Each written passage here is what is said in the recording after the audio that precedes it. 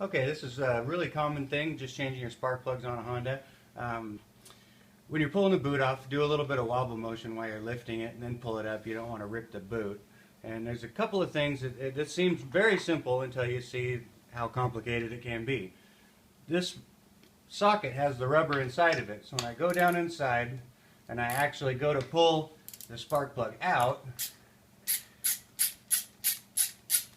with the rubber in the spark plug socket itself, it actually lifts out.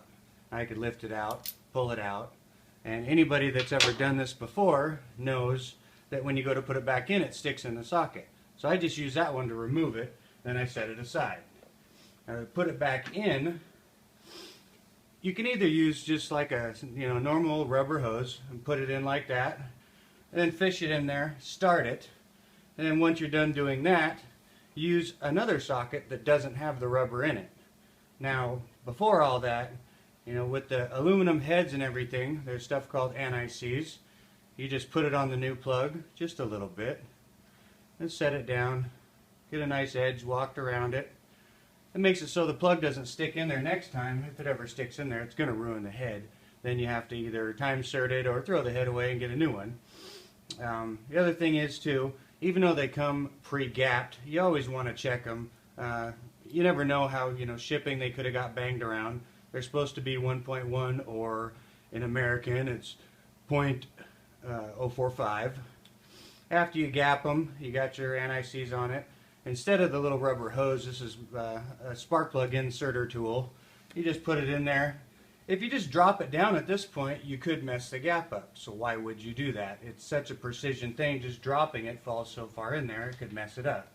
So I start it like that with my handy dandy little spark plug Instamulator tool. And after it goes down tight, pull it out. And again, use the socket that does not have the rubber inside of it. And when you go to tighten it, there's a crush washer on them. When they're brand new, you tighten it down firm, and you'll notice if you give it a little bit more of a pull, you can actually feel it crush.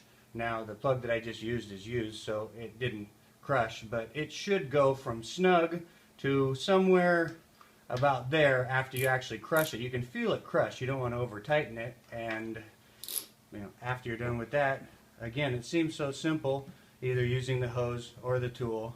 And when you're done, put the wire back on it, give it a little bit of jiggle, you'll hear a snap, and you're done.